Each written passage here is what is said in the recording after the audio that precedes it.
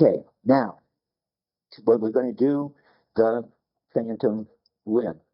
And that starts out where he starts out with the wrong-headed view, which I just repeat because it's important to keep repeating it. And it's important to keep repeating it because it's the view that everybody holds. It isn't some minority, fringe, kooky view.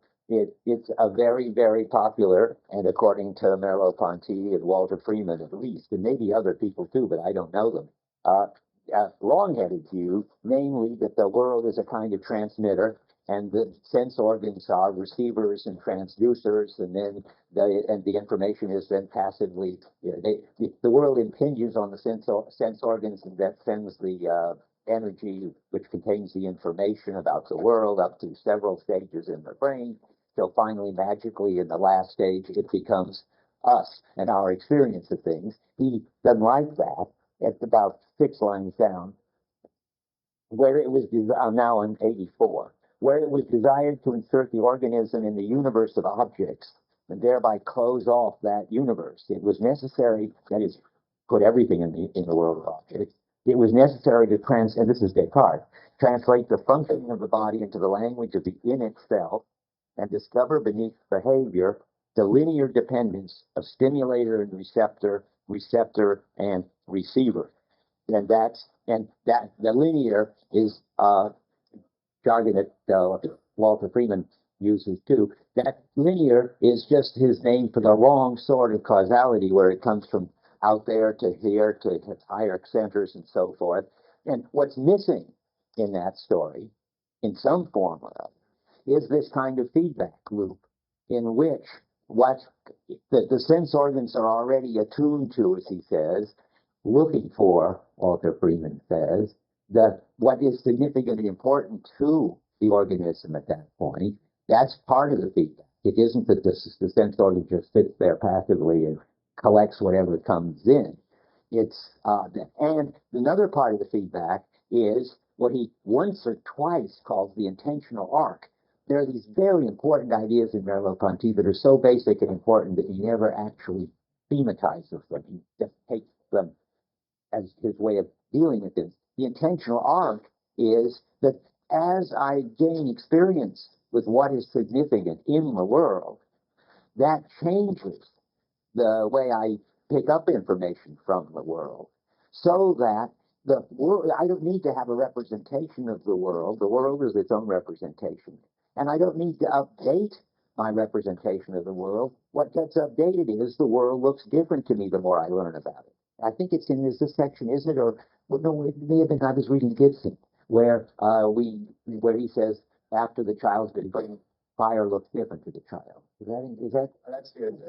in here? The flame becomes repulsive. Yeah, right. Okay. Well, yeah, right. Okay, yeah, it's in there. And that's the intentional arc. That says that the significance of things gets back in the world in the look of things.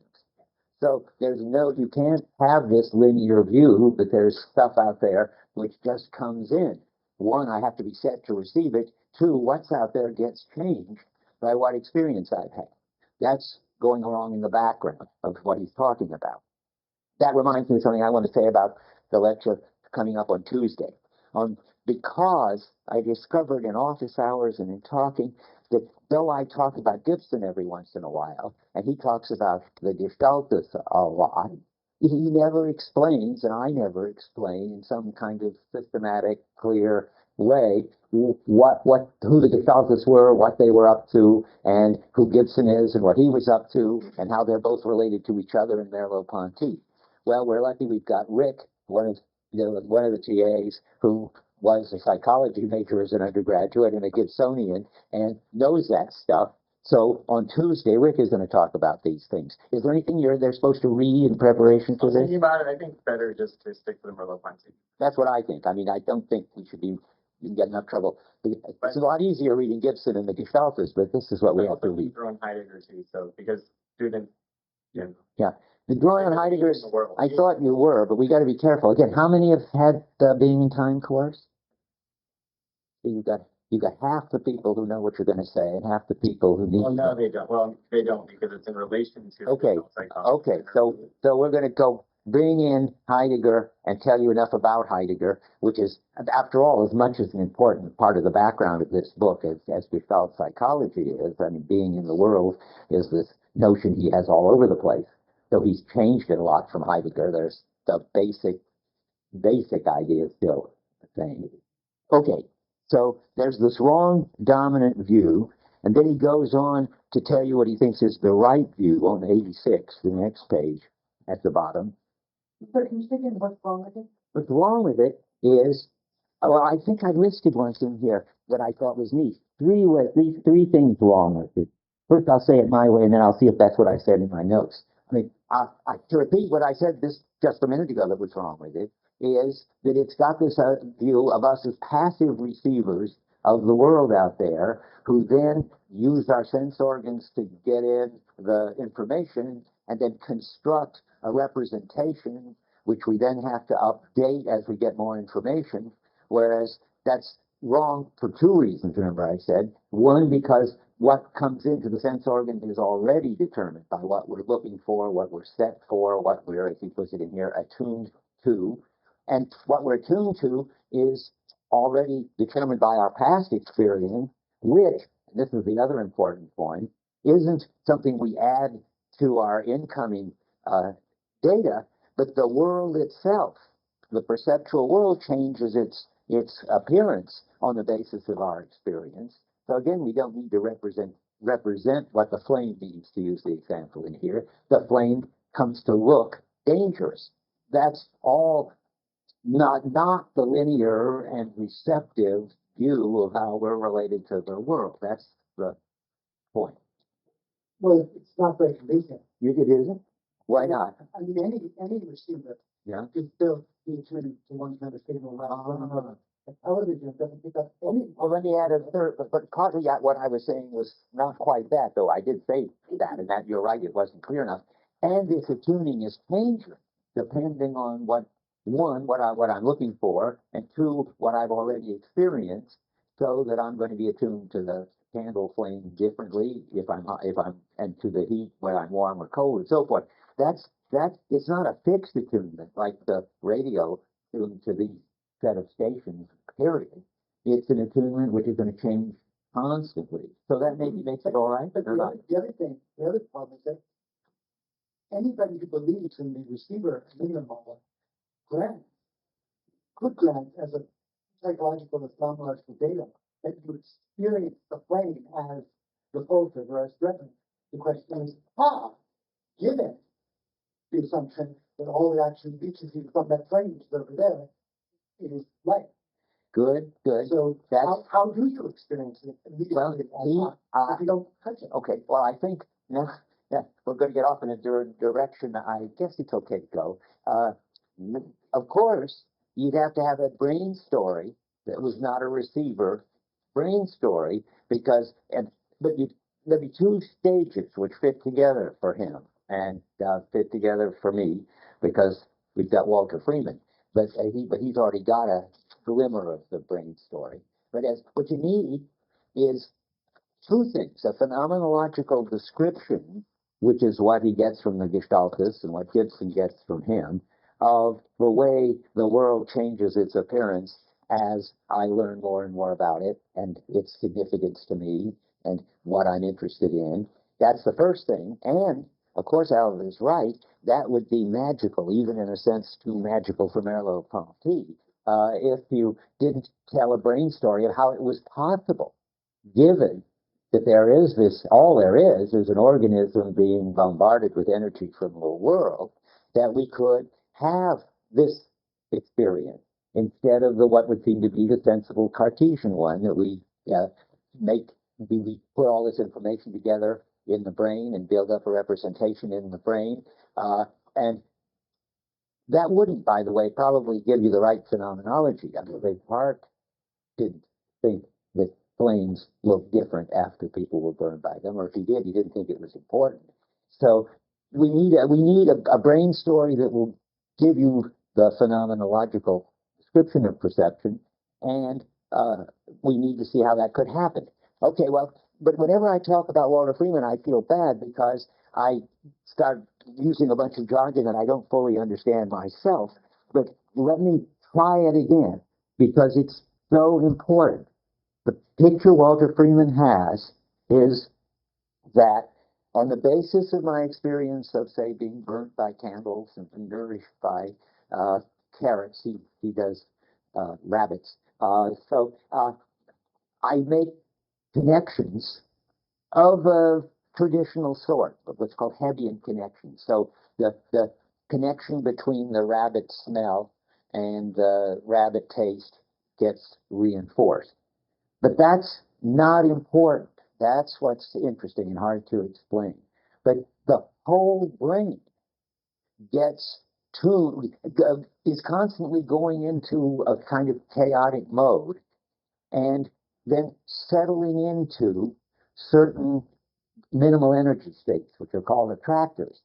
And which minimal energy states it settles into is based on its experience. So with experiencing carrots and discovering that they're good to eat, not only does it get these normal sort of connections between carrots and good things, it gets now, it's hard for me to say how it does this, but Freeman says he can see it on his oscilloscopes when he's plugged into the rabbit's brain.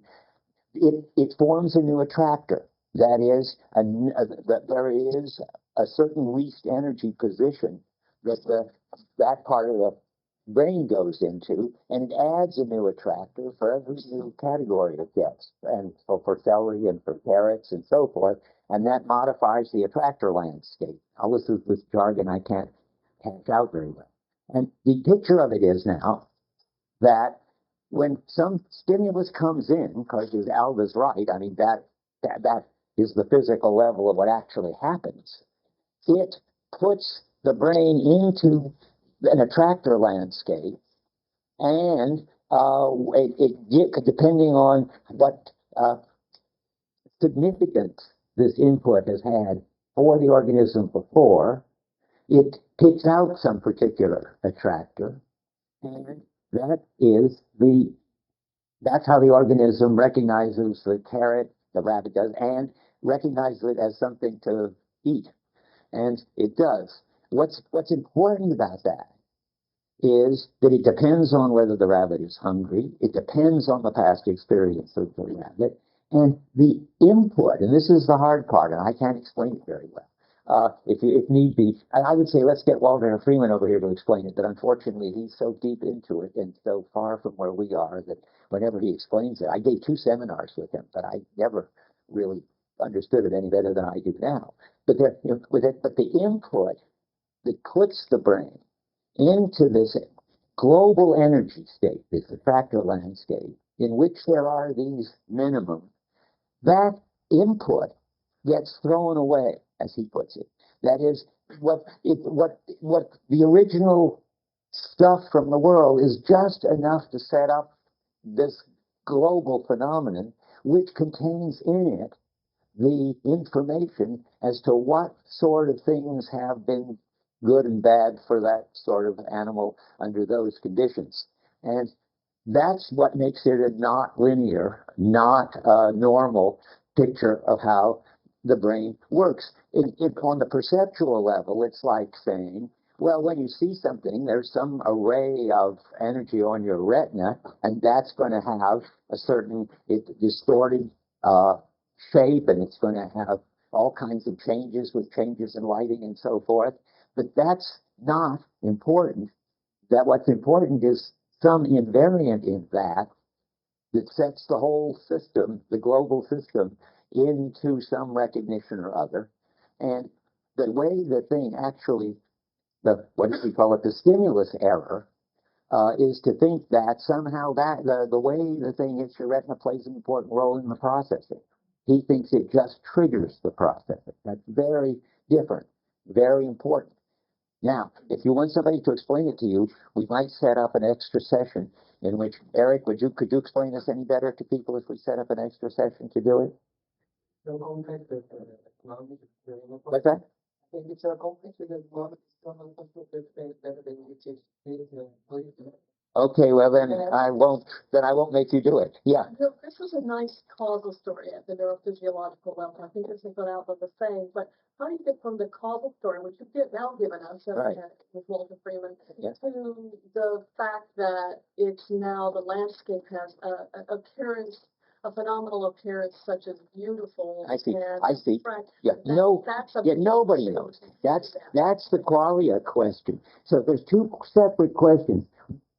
Freeman thinks he's got a story so complicated that neither Eric nor I could explain it very well, of how the organism picks up the significance of what it's dealing with directly, and is attuned to the significance of what it's dealing with directly in that the brain already just goes into a state on the basis of the input and that state was formed by its previous experience with the significance of the input.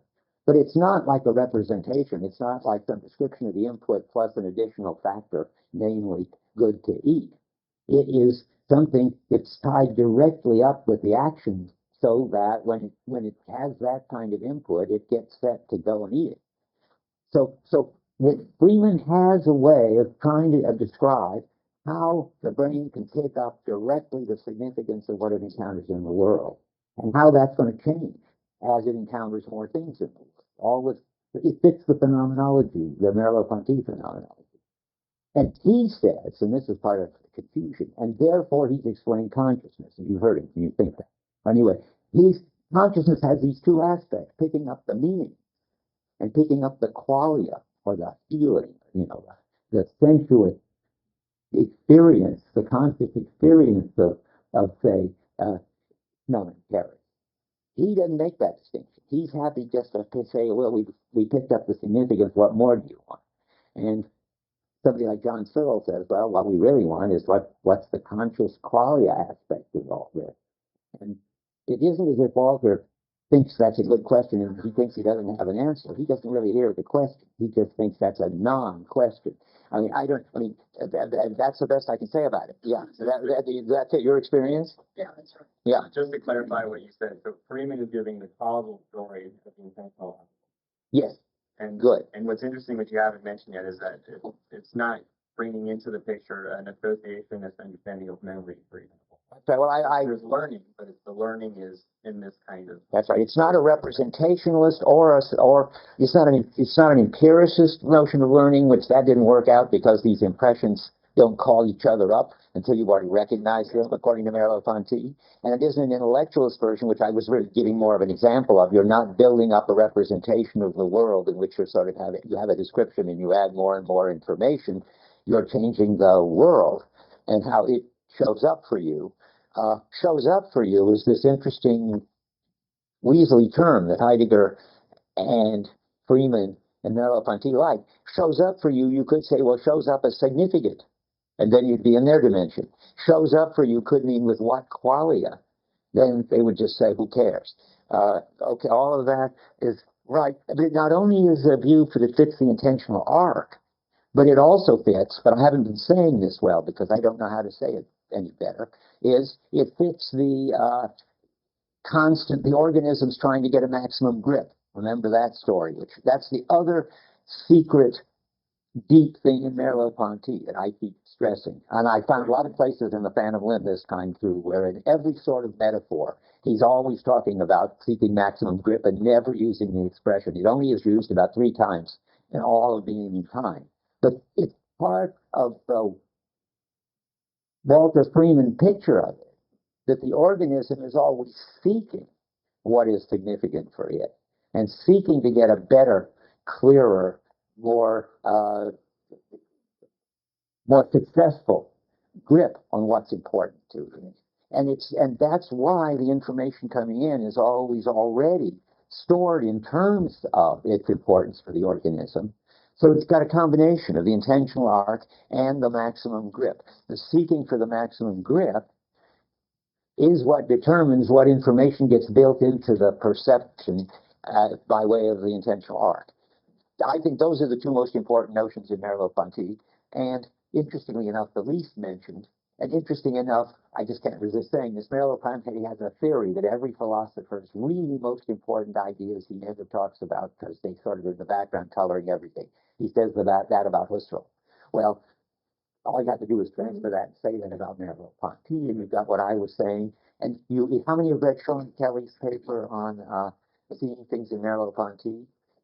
Well, when you do, you'll see that Sean is using that. He's claiming that some third thing, which I haven't mentioned, which is his favorite gimmick in Merleau-Ponty, is hardly ever mentioned and sometimes even contradicted.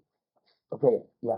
Do you think Merleau-Ponty himself would buy all three causal stories you just gave, a big part not including kind of addressing the qualia? Yes, I think he would buy it. I think he'd love it. Because he's trying to give a brain story every once in a while. Well, at the beginning of this class, you said that he's interested in giving like causal explanations, and it seems like you're parting from the phenomenology here. He's not taking descriptive notions like describe what a motive is. That's a principle. Okay, I have a sensible thing to say. I think the answer to that is that when he says causal, he means what Freeman means when he says linear. He hears causal as how the stuff from there bombarding me and my brain as passive receivers somehow give me a world. And he thinks that's wrong. He thinks it's circular, and he thinks I haven't stressed this. We better throw this in holistic. It's always the whole, what does he call it? A tractor landscape gets modified whenever I add a new experience. He would say that that's not, Freeman would say that's not what people normally mean by causality when they talk about the brain, and he's against the linear causality. You say Freeman's causal explanation is a good description. Is what? It's a good description. Of what? You mean a description that fits with the phenomenon? It's a perception, yeah. That's right. That's right. But it's a different kind of causality. Let me say one more thing about it, although I don't see how it fits in. It's important. It comes up in what we're reading at one point, but I'll see if I can say it before we get there. No, I'll say it now, but I can't remember why it's relevant yet. But Freeman has this interesting idea that there's a kind of causality where the global activity enslaves, this is the official word for this from the mathematicians who study it, the activity of the elements. It's the whole determines the parts phenomena, which we've been describing on the perceptual level. That's the Gestalt view. What would that look like on the brain level? Well, that would look like a mathematics of how the global pattern that forms in the brain influences all the elements which are in there and any new element that comes in there. And what would that be like in the real world? Well, it's the mathematics of storms, of hurricanes, like. For instance, once the air gets going around in a hurricane, every other air molecule that comes into it gets to be part of it and contributes to it. And apparently the mathematics was worked out for lasers. They do this to the ions.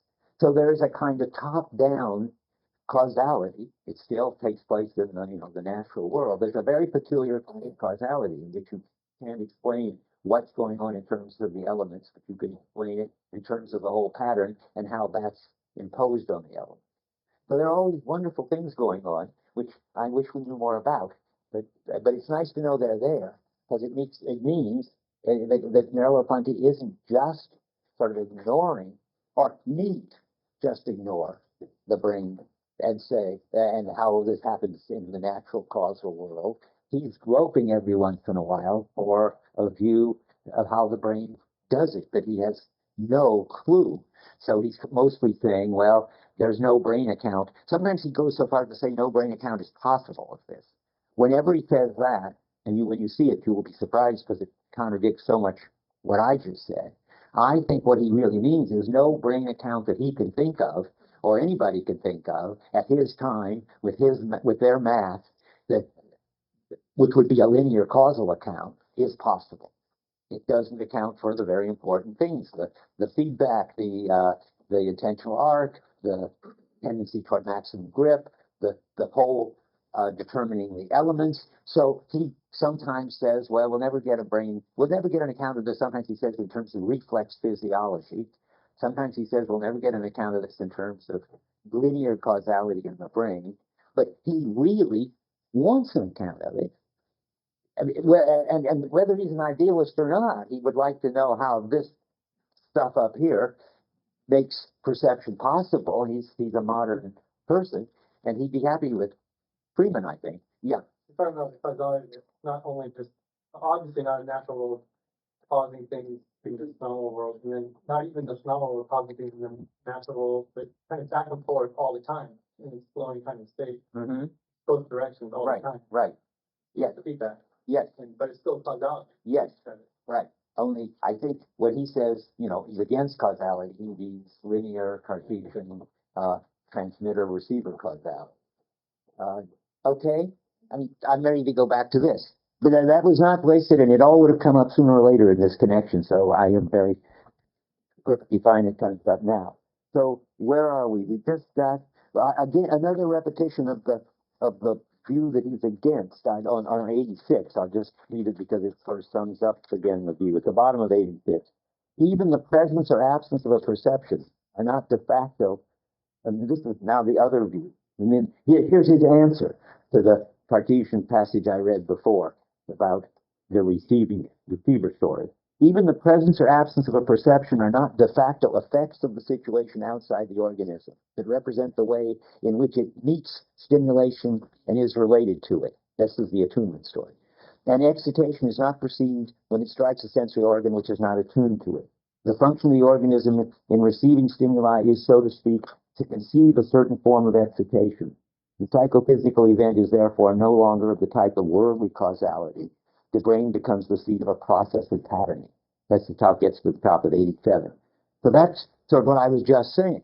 I mean, that's the other story, which is still a naturalist story and still a causal story, but it's not what he calls worldly causality.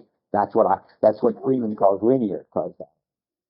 And notice the brain and thereby the organism getting in the right way to receive the stimulus. That's tied up with this attempt to get a maximum grip. It's fundamental that the organism is always actively involved in the world, trying to do something, namely get a better grip on it. And that's how come the stimulus gets patterned the way it gets patterned.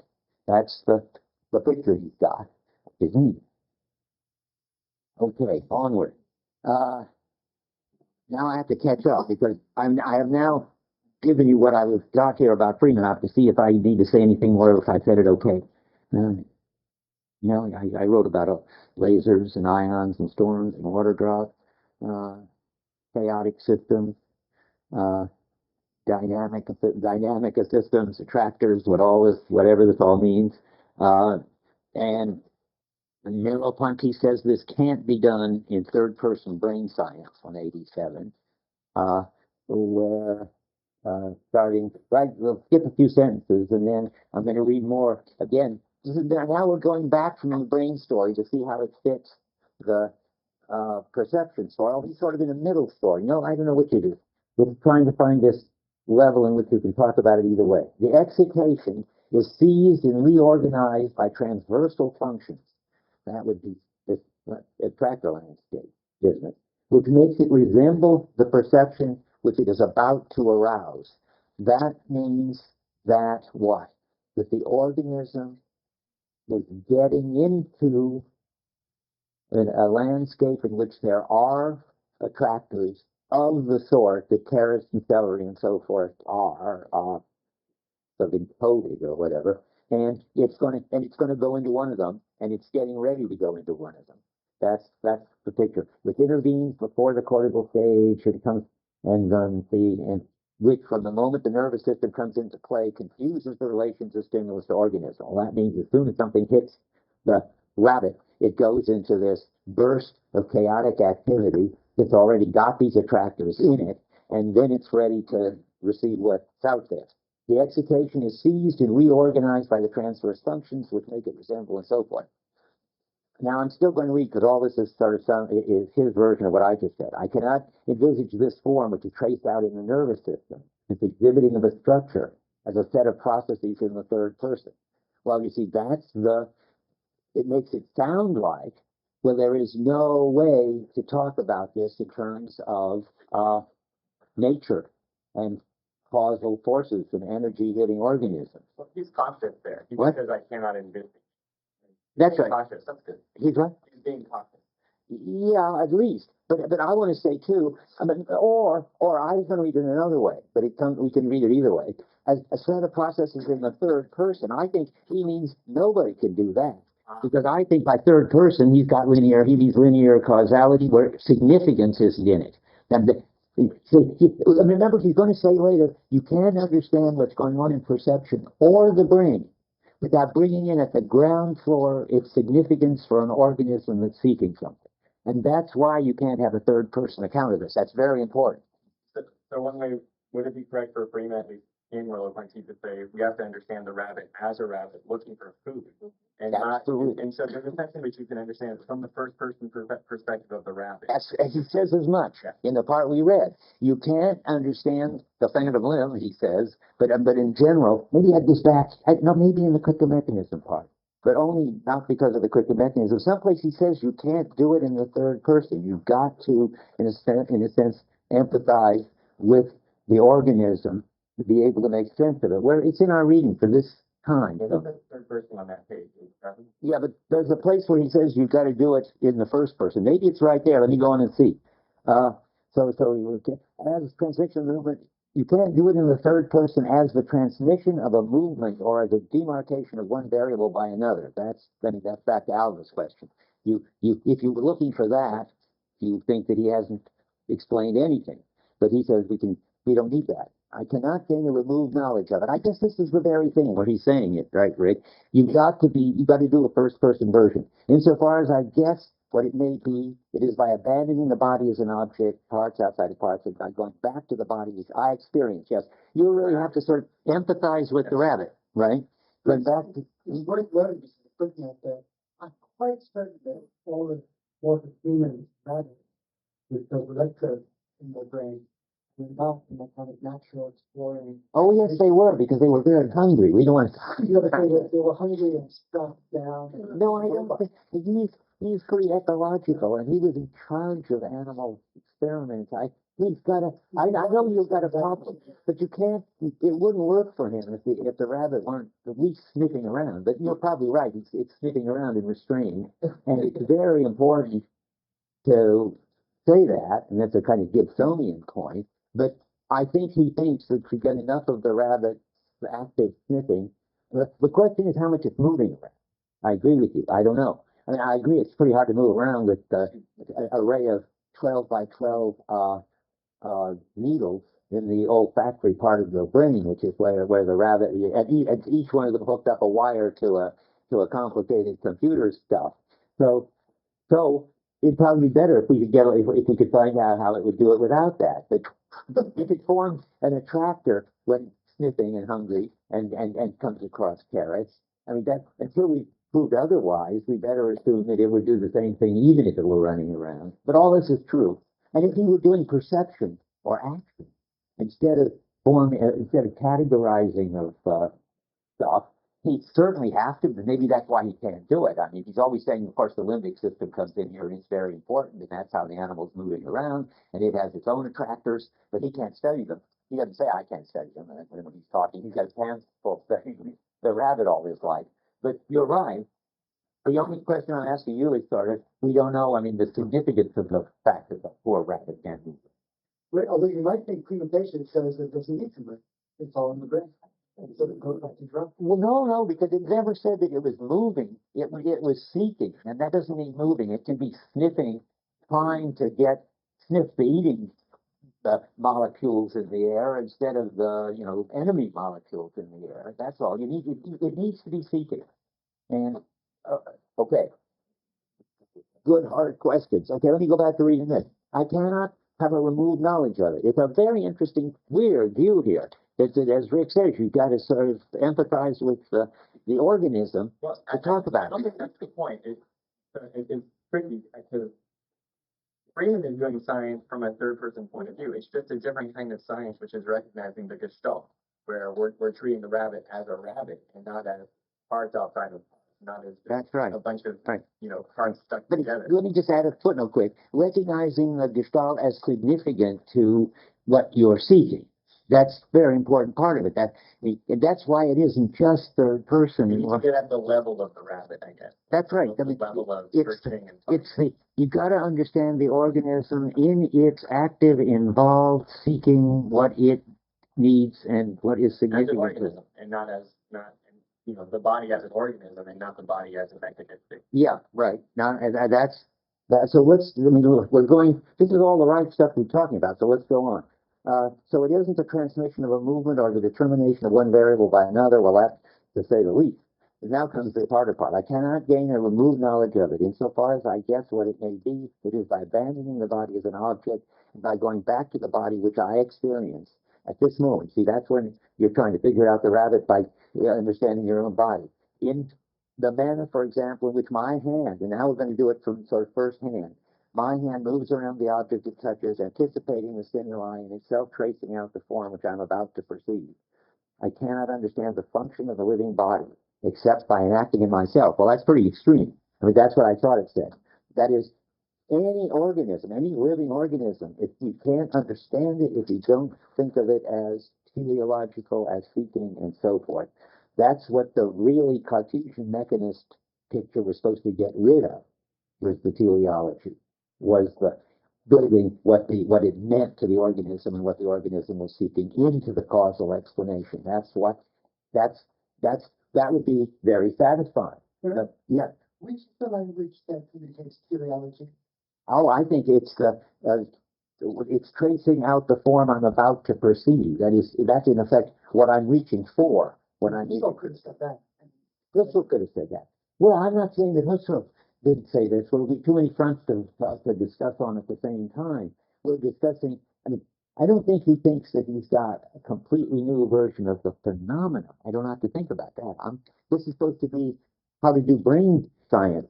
And you can't do brain science, let's do one thing at a time, without, in effect, empathizing with the organism the way you do when you are reaching for something. And remember, when you're reaching for something, it's already there directing your behavior. In the background of this talk is always, don't forget that your hand is at the doorknob as soon as you get up to leave the room, or as soon as you get ready to get your coffee.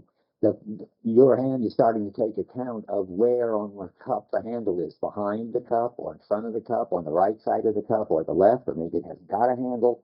The activity is ahead of itself. Your body is not sort of waiting to get to the cup to deal with how to pick it up. It's already, in a sense, picking it up. That's just being magically at the door. And you know that. If you think about it, then that's the phenomenology part. And moreover, whatever it is that goes on in the brain, you better be able to account for that. And it means you're not just taking in data from the cup and then processing an image with the cup and then adding the fact that it's something to drink and then finding where your arm is in objective space. I'm just telling the computer, the AI story, and then bringing your arm in objective space over to the cup in objective space. That's how cognitivism thinks about it. That is always failed. Nobody's ever been able to do it. So in contrast, an approach to the organism has become very holistic with circular causality and top-down you're going to a gestalt of form, like unity, versus a more atomistic conception, bottom-up causation, all linear causation. But you can fully spell out those two pictures without mentioning empathy or teleology. You think so? Well, yeah. He thinks that spelling out the story of how it's already getting set up, well, how about the term like attuned, that the sense organs and also the reaching and stuff is attuned to the object that it's reaching for. Don't you have to bring in first person and teleology to talk that kind of attuned language? Then if you take a third person perspective and simply view the organism as coupled to its environment in some way. Well, coupled to its environment. Attunement is like an experience. Yeah. He's talking about the sensory receptor when in those passages about attunement. Right, and that means it has to be attention has to be focused on something, and the eye has to move to look at the something, even if you're not consciously trying to do it. The organism is, and I'm not sure now which way to put it, whether we're disagreeing or not. The organism is moving to get this optimal grip. Isn't that a teleological explanation if you say the only way to explain how that organism is moving is that it has the goal of getting an optimal grip, and only in terms of that goal and what will achieve that goal can you understand what the organism is doing now? Oh, Right? that would be teleological. Yeah. I don't see Merleau-Ponty saying anything like that in these passages. Well, it may not be in these passages, although I think it is. It's certainly in the book, but why isn't it in these passages? Let's see if it is by going on. But keep your eye open. But I'll bet on this, that if it isn't in these passages, it's a lot of other places. But it'll be in these passages because it'll explain why, for instance, the guy with no legs tries to get up and walk toward the door, or and so forth. It's going to be because the door is summoning him and talking like this chapter to do that. That's a pretty weird way of talking. So let's go on with that. Let's see now. Well. Merleau-Ponty says it can't be done in the third person, but Merleau-Ponty would still call Freeman. So a third person account, I think Alva summed this up pretty well, and I'll just read it again. The account he's against is not holistic, but in terms of elements and bottom up. It's linear. It's in terms of something in there transmitted to passively received by the brain. And it doesn't take into account the significance of the input for the organism and how that gets picked up. Those are his objections. Now I've written here about attractors, but I think I've said all that just a second. Yes. Okay, so now he says the test case of this is going to be the phantom limb. So then he goes on and starts talking about that. That's where he says, well, by the way, you realize, it's so hard to not tell you where he's off doing, saying this isn't the case. So let me just go on for a second. We want to say the soul spreads over all the parts and behavior overstills the central sector. And this is the kind of thing that, Descartes tried to get rid of. This is back to Aristotle. It looks like some kind of teleology that the goal is going to be the only way to explain the behavior, I think. And it looks like the soul is the form of the body, where Aristotle said. It's not this special final stage in the input where it finally gets translated into consciousness and perception. So the soul is going to spread all over the body. But now, be careful here. One might object that this bodily experience is itself a representation, a psychic fact, and so forth. Now, sometimes he's the one doing the objecting and saying, but here, this one is Descartes. This is not Merleau-Ponty. One might object that the body experience is a representation, a psychic fact, and that as such is the end of a chain. You see that you recognize now it's the same thing as the earlier of physical and physiological events, which alone can be ascribed to the real body. It's not my body is not my body exactly as the external bodies, a body which acts on receptors and finally gives us the consciousness of the body. And it's worth reading again and again because that's what we all think. It's such a pervasive view. That's why Walter Freeman is either the great genius of the 21st century who will be recognized later, or just a kook, which is what practically everybody thinks, because his view of this brain story is just utterly different from what we're reading here. Is there not an interoceptivity just as there is an exteroceptivity? Cannot I find in the body, this is still Descartes, the body message wires sent from the internal organs to the brain? Descartes discovered what he called the tiny fibers of the optic nerve. And he discovered the nerves going from the stump to the brain and understood that the phantom limb was because that nerve was still sending impulses and so forth. This Cartesian picture is brilliant. And it's just overthrew the Aristotelian picture completely. So can I find in my body message wires sent by the internal organs to the brain? Cannot I find? Right, this is all Descartes. Which are installed by nature to provide the soul, which is not all over the body, but just the pineal gland, with the opportunity of feeling its body. Consciousness of the body and the soul are thus repressed. The body becomes the highly polished machine in which the ambiguous notion of behavior nearly makes us forget. Well, I mean, I hope it helps. That's the view that you're supposed to try to get yourself free of. And uh, and now comes finally the phantom limb example on 88. What has modern psychology to say to this? Well, what he's going to tell you now. It took me years to unscramble this, and I've only unscrambled it up to the place where I told you to start skipping things, because at that point I can't understand it anymore. To begin with, it's pretty easy to unscramble. It's the usual thing. He's going to give us an intellectual, a mentalistic and a mechanistic account of the phantom limb, and he's going to show you that neither one of them work. And then he's going to say there has to be some third thing, he says, and then he's going to give you his existentialist account of the phantom limb. That's always the structure you got to keep in mind in Merleau-Ponty. It's let's try the mechanical empiricist version, just doesn't account for the phenomena, and maybe it's even incoherent. Let's try the mentalist account, the intellectualist, the cognitive account of the phenomena. It doesn't account for certain things. It's probably also incoherent. In this part, he's not worrying about whether they're incoherent. That was earlier. That was when he was doing philosophy.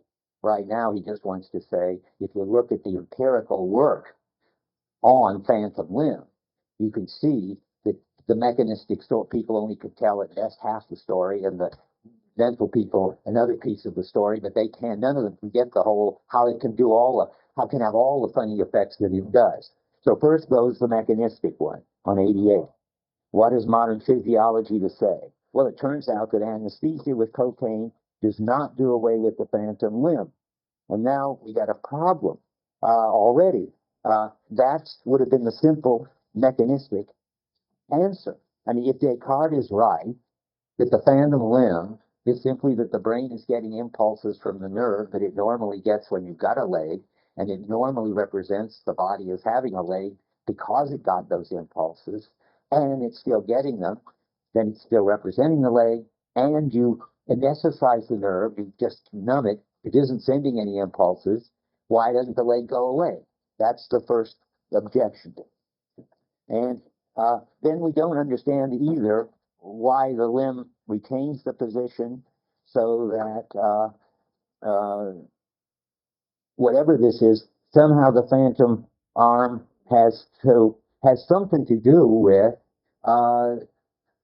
where it got stuck, so to speak, and it retains that position. Why is that? Is it getting, even when, I mean, is it getting from the nerve an account of exactly where it was when it was hit? Maybe it is. But if it is, then why couldn't you just get rid of it and if you got rid of the nerve? Well, it seems it depends on emotions. Now he flips over to the mental side. It depends on psychic determinations. I'm in the middle of 88. An emotion, circumstance which recalls those in which the wound was received, creates a phantom limb in subjects who had none. Well, boy, there's no simple Cartesian account of that one. I mean, why is that? Either the impulses are coming in from the nerve or they aren't. And when they are, you've got a limb, and when you don't, you don't. How you feel about it make any difference? So, well, it looks like there must be some central thing going on, some psychic thing. And then it looks like you can even have a kind of a psychological account, a psychotherapy kind, I want to say it, psychoanalytical account practically of it. It turns out that it's the people who refuse to recognize their lack of limb at the bottom of 88, whose phantom limb doesn't go away. So he says, must we then conclude that the phantom limb is a memory, a volition, a belief, and failing any physiological explanation, provide a psychological one? Well, that's not going to work either. And I'll see if I can tell you. I'll go back and read it in a second, but it'd be nice to be able to say it. Oh yeah, cutting the nerve does make the limb go away in some people, at least some of the time. So then it doesn't look like it's an inner psychological thing, whether they refuse to believe they've lost their limb or not. You can make it go away. So temporarily.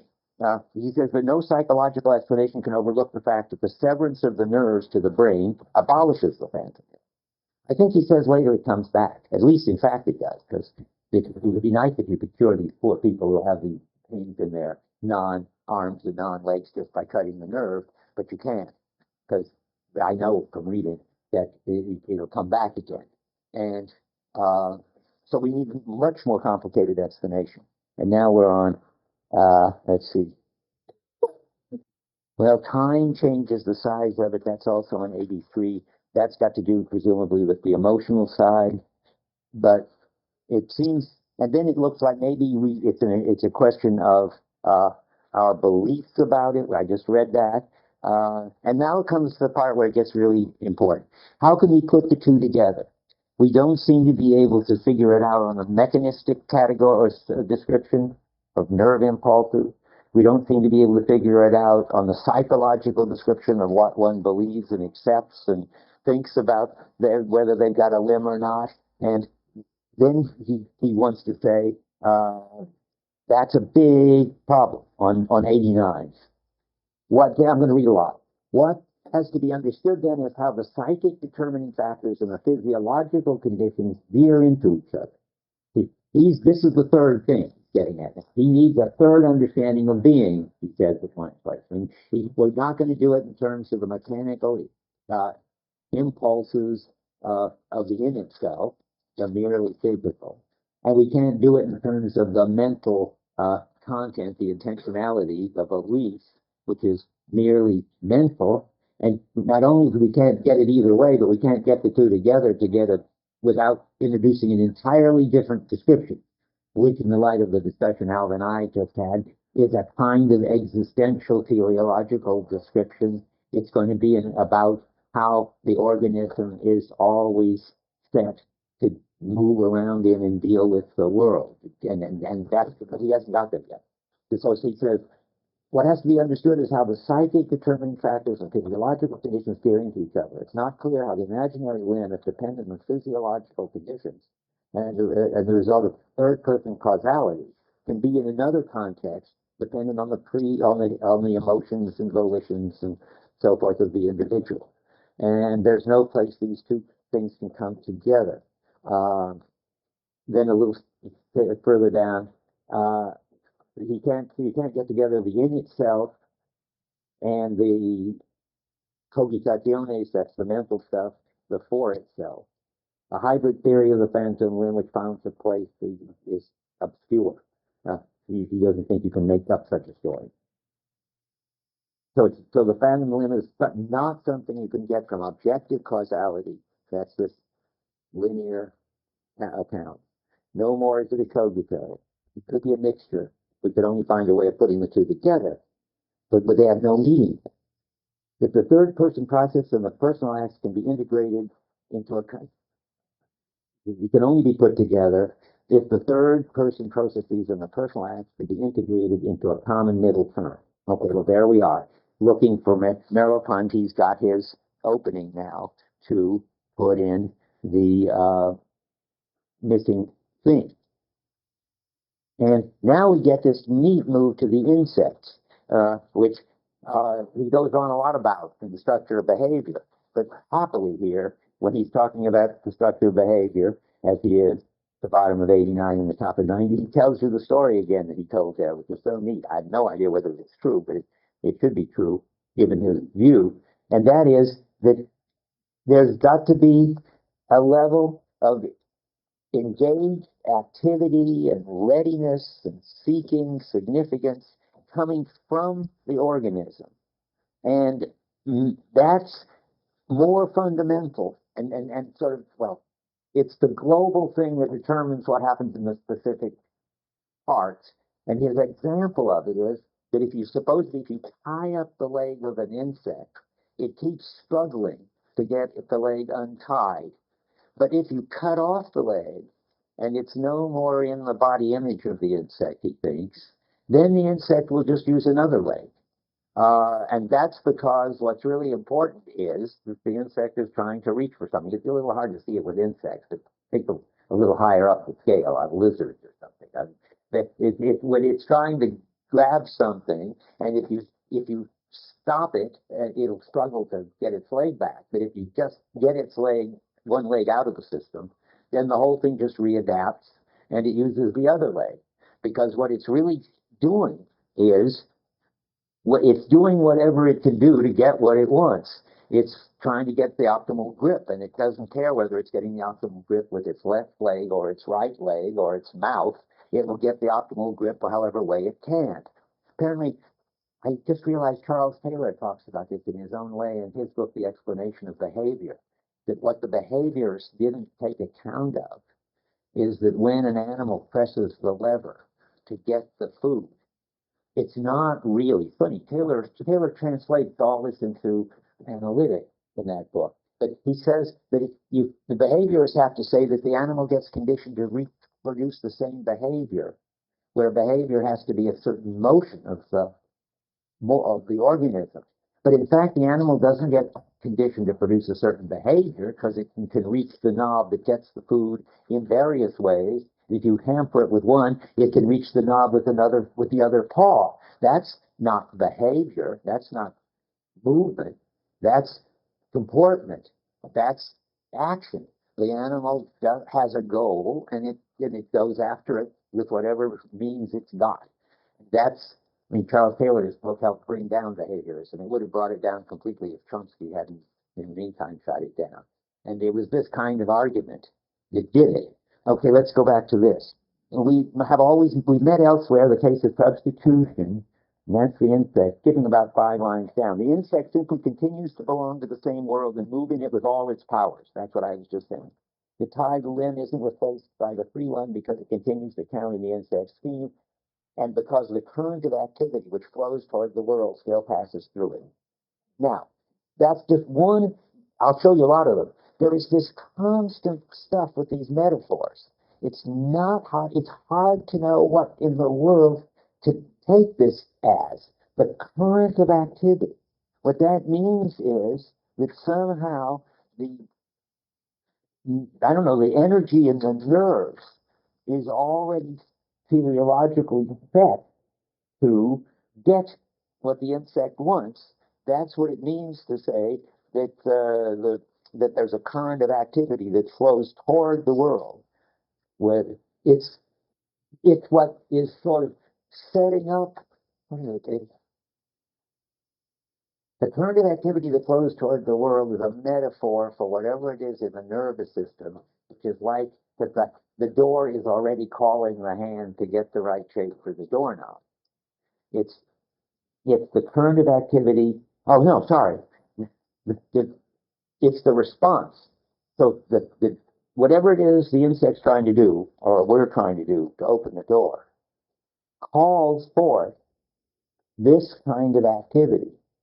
And you have to understand this activity as called forth by the world. And there's all this funny metaphor, the current of activity which flows toward the world. So he says later somewhere, I think I'll find it when we get there, that there's this current of existence which flows down the nerve. I mean, talk about weirdness. See, I mean, it's almost, trying to get things together that you don't understand how they could be got together. How can a current of existence flow down a nerve? Well, what he's trying to say is that the impulses in the nerve are the way they are because it's a response to the solicitation of the object by an organism that's seeking an optimal grip. And therefore, this nerve current already means this is where I can get a better grip. We'll see them again and again. It's the optimal grip is, as I want to try to show you in the background. There is this instant no more choice than in the case of a drop of oil. Oh yeah, now we're going to get this business of tendency toward some kind of optimal, which reduces it some kind of disequilibrium and produces an equilibrium. I'm saying it in this very abstract way in order to cover oil drops on the one hand and the insects on the other. The main sort of level of description he's getting from the Gestaltists is that there is this tendency to some kind of optimal. For the Gestaltists, it's going to be some least energy organization of the field. For the animal, it's going to be getting a grip on what it's seeking. And that tendency is pulling it to do this, is leading it or causing, I guess causing it in this kind of teleological way. That tendency to get this optimal grip is causing it to do what it does. The way, the tendency to lower its energy causes the soap bubble to take the shape of a sphere, even though it hasn't got any conscious goal of wanting to be a sphere. That's not linear causality either, he thinks, the Gestaltists think. That tendency toward least energy is always teleological. It's because there is some bottom to an attractor. An attractor always is least at the least energy level.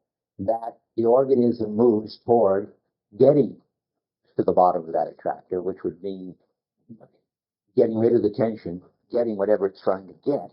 That's what he's talking about here. I mean, now he starts with the oil drop. So the oil drop solves, in practical terms, the maximum minimum problem which confronts it. It wants to use the least energy, so it gets to be round. The difference between the drop of oil adapts itself to given external forces. Oh yeah, and the oil drop does it in a gravitational field, and it does it because there are the electrical forces between the particles. But the animal does it, which because it projects the norms of its environment, and it projects the norms of its on its environment. I mean, it gives the norms to the environment and lays down the terms of its vital problem. So, whereas the problem for the oil drop is just get the least energy, the problem for the organism is, say, get something to eat. But then the same thing occurs, that it hasn't got something to eat. There's a tension away that pulls it toward getting something to eat. When a carrot shows up, the carrot says, "Eat me," solicits it to go feed it to lower the tension. It's behaving like an oil drop, but its current needs are determining what it will do to lower the tension. Or so he says, what is found behind the phenomenon of substitution is the impulse of being in the world. Now, the impulse of being in the world is this name in him, is always the name of seeking the maximum grip. It says that there is always some engaged activity which is involved in dealing with something whose significance is that it's not as optimal as it could be, and who is moving toward an optimal. That's all built in there. And so there's an open situation, if you drop it down to about 10 lines from the bottom, that requires the animal's movement. So there's all this talk about the attractiveness of the carrot causes the animal's movements. That's the teleological way of talking about it. It's not something in the organism that alone that causes it, but it's always going to be understood as what it's seeking and needing, and what would, and that's the story of and it's got to be like completing a gestalt. So it's like the first notes of a melody require a certain kind of resolution. That's the talk of requiring, of disequilibrium, of tension, of getting an equilibrium. That's all both. I mean, this is important to say. Both phenomenological perceptual talk about what it feels like to be an organism, and you can check it on in yourself, responding to the door needing to be opened if you're in a room and you're trying to get out, and attracting you to do it. And it's a level in which the brain is supposed to be, if you have a Walter Freeman-like brain story, also described. Tensions, abasement of attraction, movement toward least energy. And that's supposed to cover both. And so let's see. So on 91, about 5 lines down, the reflexes are never blind processes. They adjust themselves to a direction of the situation, express our orientation toward the behavioral setting. They trace out from a distance the structure of the object without waiting for its point-to-point stimulation. They do that because it's gone into an attractor landscape, if you thought Freeman.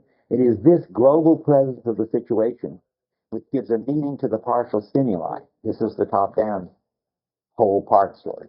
It causes them to acquire importance, value, and existence for the organism. Now let me read my notes about this. You complete the whole pattern, you lower the tension, and oh yeah, I said, and remember Homer, the arms in Homer. Did I ever say this about the way Homer describes the warriors at a dinner party? I might have. No, I mean, my favorite thing, Homer understood this. And Greek gives him a way of saying it, apparently, in the middle voice. When he says, I did not say this, I may have said in office hours, that when the hungry warriors sit down to dinner, their arms went out to the food in front of them. That's great. That's pure Merleau-Ponty. Because he isn't saying as agents they reached for the food, and he isn't saying that they were just mechanisms, their arms went out the way if you hit your knee with the thing, your foot goes up. It wasn't a reflex. Their body felt the tension to complete the gestalt, which was in their case being hungry with good food in front of them, grasp the food.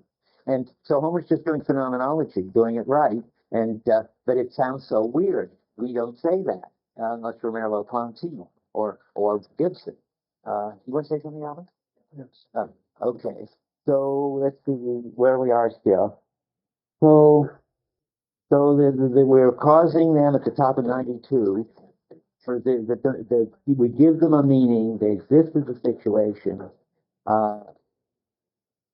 and he goes back to how this is a result of our whole being, an intention of our whole being, our modalities of pre-objective view, which we call being in the world. Just being in the world is always this, again, tendency toward optimal grip, which makes it possible for things to solicit you to do things, and then you do them in response to it. All that's all in there. But then he says it in these funny ways. It's about here, he's trying to make a vocabulary in which the in itself and the for itself are actually put together in a third way of being.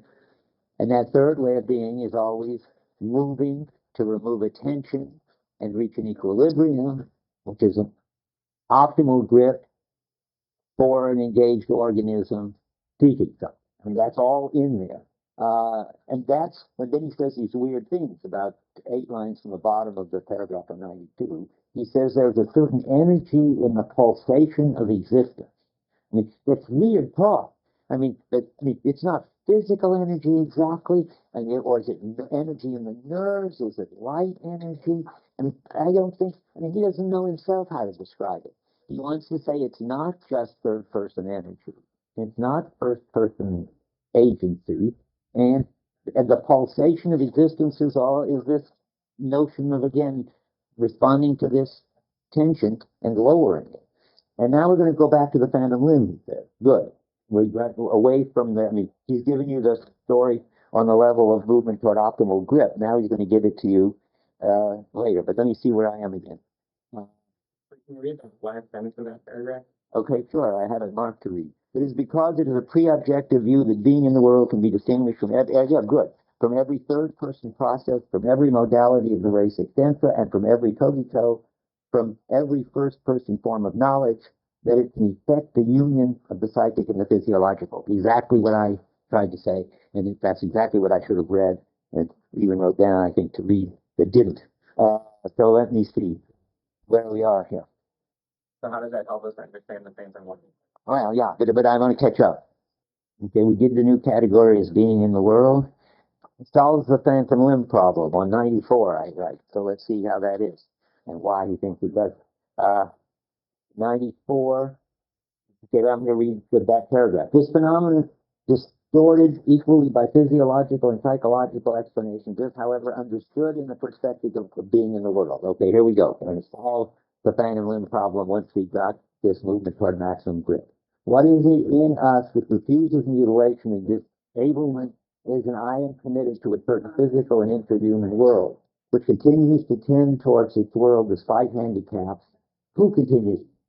I am one who continues to tend toward his world despite handicaps and amputations, and who to this extent does not recognize them as good. What that means is that to get the simple phenomenon.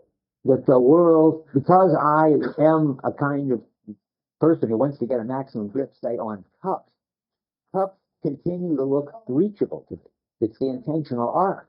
I mean, it isn't as if there's a cup and I believe it's reachable, because then I would stop believing it if I didn't have any arm anymore. But suppose neither, I have no arm. Then the cup isn't reachable anymore. But I know that. I can stop believing it's reachable. The question is, why does it go on looking reachable? Well, it's because I need to reach it. And it's calling me to reach it because that's how it's done before when I had arms. And I still have the experience that the cup looks reachable. So if I had arms, I would reach it, but instead my phantom arm tries to reach it. It's even clearer with your legs, apparently. If somebody comes into the door that I like and want to give a hug to or shake hands, but I've lost a leg, then I will just get up and try to walk toward them because they solicit me to do that, because they say, hug me, in effect, and I fall over. But why do I try to do it when I know perfectly well I haven't got any leg?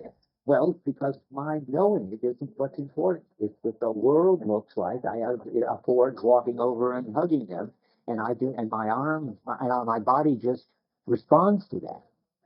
And then the next move is, I'll try to go fast, but time is up. Well, I'll just say one more thing and then I'll stop. And then he says, well, it's a habit in your body.